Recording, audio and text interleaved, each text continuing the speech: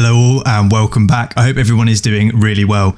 This is going to be an interesting update from all across the crypto space and more prevalently again focusing on Hedera or HBAR, as we've seen a ton of different announcements recently, as well as some very, very bullish price action over the last 24 to 48 hours. Starting off this video though, HBAR is actually the top smart contract net-based network gainer over the last 7 days compared to Ethereum, and it's second on the chart in the last 30 days, only beaten by Optimism, which is an Ethereum layer 2. And we can see this was published by Messari. And in fact as well, Hedera Hashgraph at the moment, or HBAR, 1.71 billion in market cap. It's much higher now. Actually, we've had a very good day of nearly 10% upside momentum. Hopefully HBAR holds that. But number 11 on this particular infographic snapshot effectively of layer 1 type solution, not even layer 1 type solutions, smart contract based solutions. Effectively, it's a weird competitor list, but 11 nonetheless. And you can begin to see the scale as well.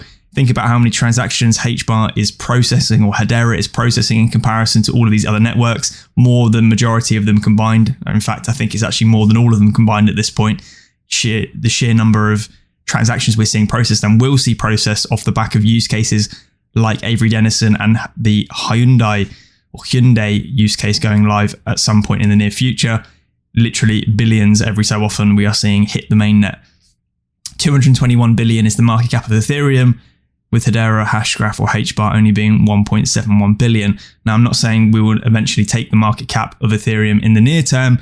However, it does seem very likely given the prevalence Hedera has been gaining in terms of market share against most of the smart contract based systems available.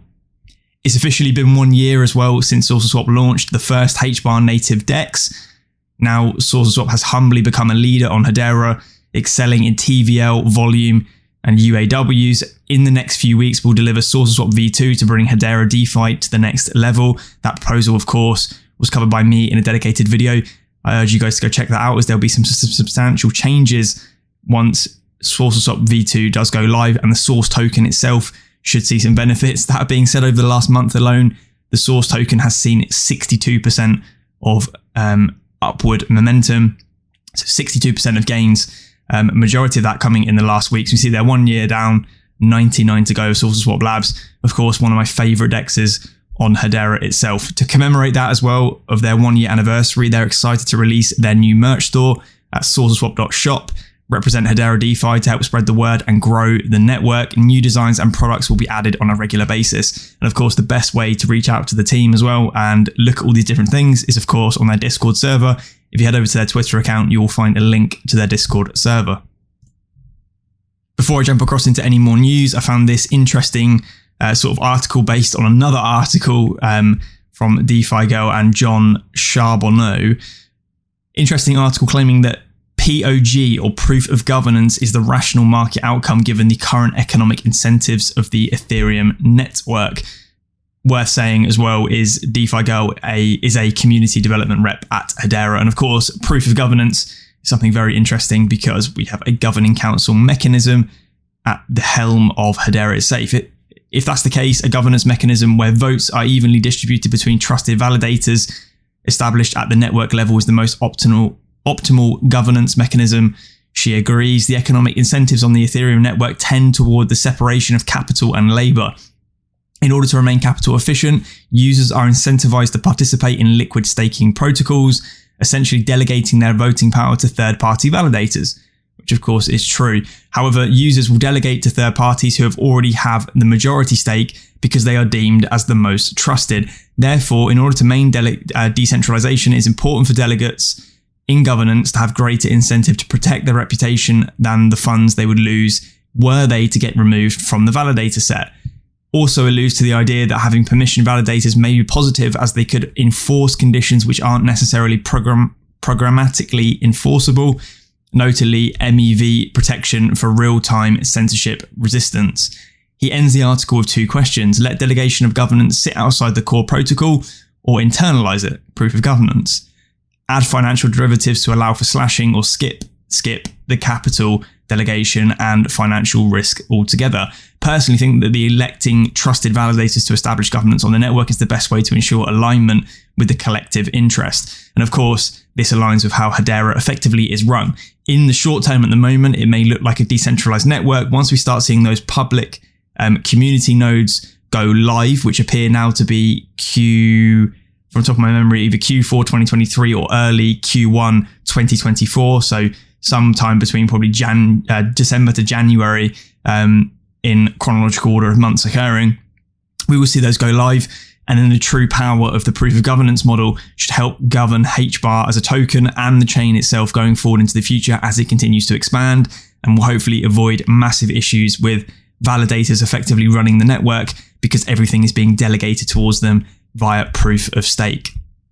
Interesting thread, and I thought it was worth covering. Some other major news that hit headlines yesterday was that PayPal has actually just announced a US dollar pegged stablecoin, PayPYUSD or PYUSD, which is being issued by the Paxos Trust. And unfortunately, it's based on the Ethereum blockchain, but the coin does open up a new dimension in the payments industry. I'm more excited about this effectively bridging the gap for non-crypto users to dip their toes into cryptocurrencies. Yes, unfortunately, it's on an expensive chain such as Ethereum in terms of gas fees, etc. But nevertheless, this exposes more and more customers to the realms of cryptocurrencies, which is effectively what we want. We want those barriers to entry to be as minimal as potentially possible going forward into the future, which will enable crypto to keep expanding.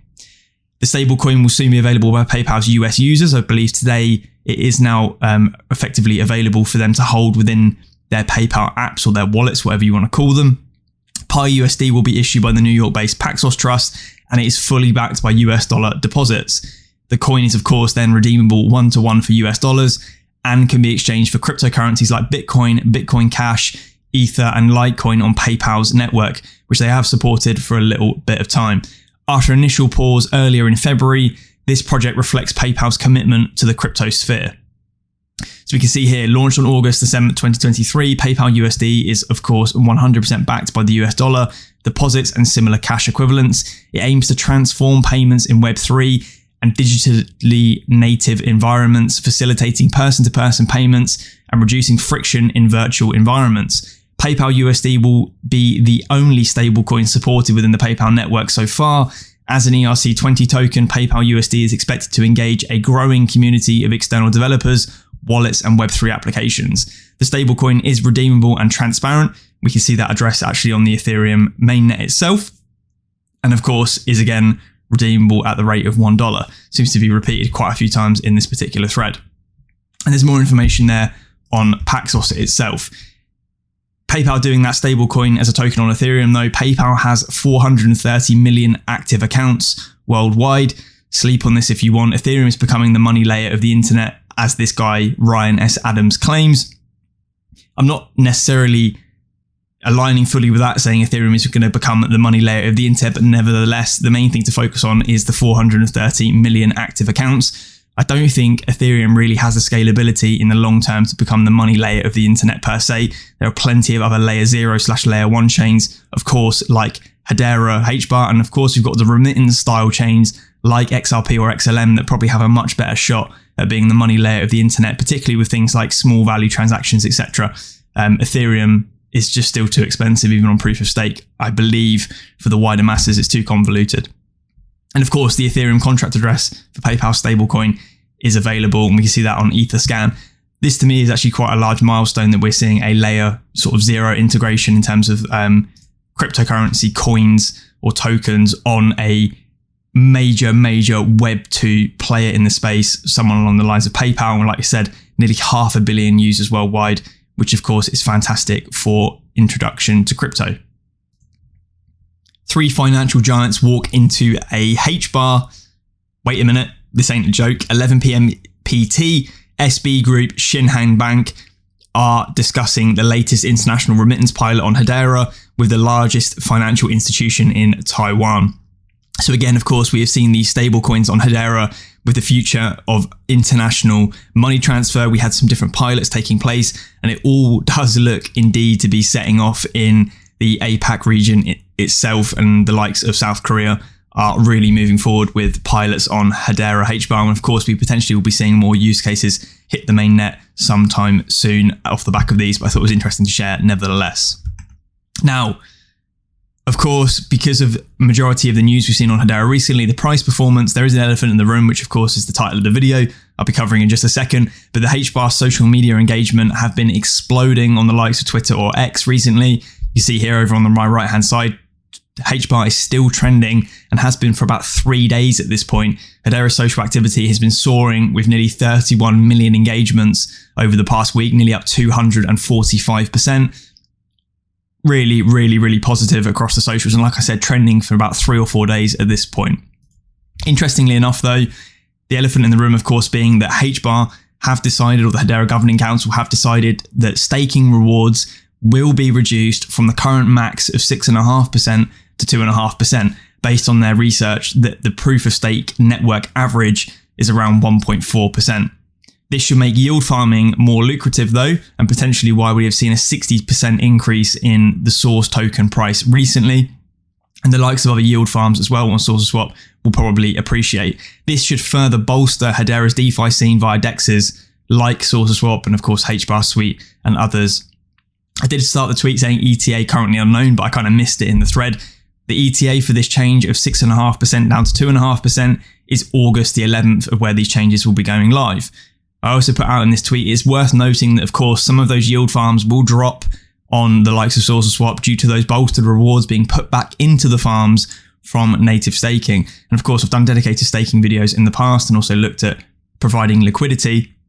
And one of the core functions of SaucerSwap is they take all of that pooled HBAR and effectively they're earning the 6.5% as well via native staking at the moment. And then they emit those rewards back into the pools that you guys receive as yield. And again, that's exactly the same for HBAR-X or Statedr's solution for the liquid staking protocol token.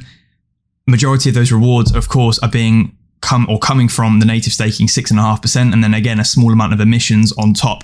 So overall, across the ecosystem, we will see those yields drop, but it does make DeFi, decentralized finance on Hedera, way more inviting than it currently is. As it currently stands, when you've got 6.5% native staking rewards, you need to be taking on or receiving a much larger yield to take the risk of something like decentralized finance. What's the point in me taking the risk of things like impermanent loss if I'm only going to sustainably achieve 8% real yield after factoring things like inflation when I can just get 6.5% with no worries whatsoever? There is no effective risk to reward ratio there when we've got such high rates on Hedera itself. So for me, really, I'm kind of sort of not really on the fence, to be honest. I'm completely indifferent to this particular move. I think it bolsters opportunities within the DeFi scene itself.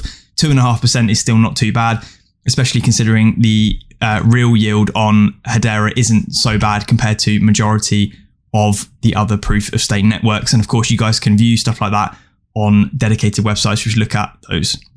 We can see here though the Treasury Management and Coin Economics Committee, or CoinCom, of the Governing Council did vote to adopt the following changes to the Hedera Staking Rewards Program, which align with the current industry average adjusted reward rate. And again, that adjusted reward rate is based on the real yield, which factors out inflation or factors into account inflation effectively. So you've got the nominal amount, the headline figure you receive.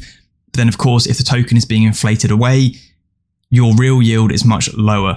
Same principles apply to dollars or pounds or whatever other type of currency.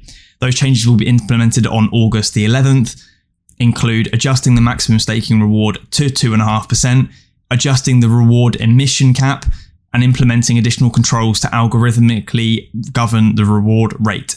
So it's obviously worth saying again, that is a 2.5% max, and we could see things fall short of that in the medium to short term based on the amount of HBAR that is sat within the 0.0800 account itself. So we could see rewards fluctuate, particularly as there is then a move towards using the transaction revenue itself to fund staking. We all knew from day one, I covered it in the videos, from whenever native staking and even Statedr's staking solution went live nearly a year ago, that 6.5% of these high rates are not sustainable for the long term. They're effectively done to get people in and staking their HBAR to secure the network, because of course it is vital for a proof of stake network to have staked HBARs effectively. Large ecosystem holders of treasuries And HBAR, including Hedera, 𝗟𝗜𝗙𝗡𝗥, and 𝗟𝗚𝗡 Labs, currently stake without receiving any of those rewards, as we already know. Whenever there are more than 85 million HBARs in the 0.0800 account, the reward rate is set at 2.5%.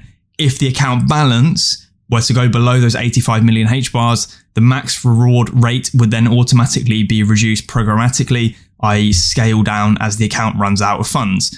That reward rate as well may also decrease if an account is staked to a node where the amount staked for reward exceeds the staking maximum, or the total staked is below the staking minimum.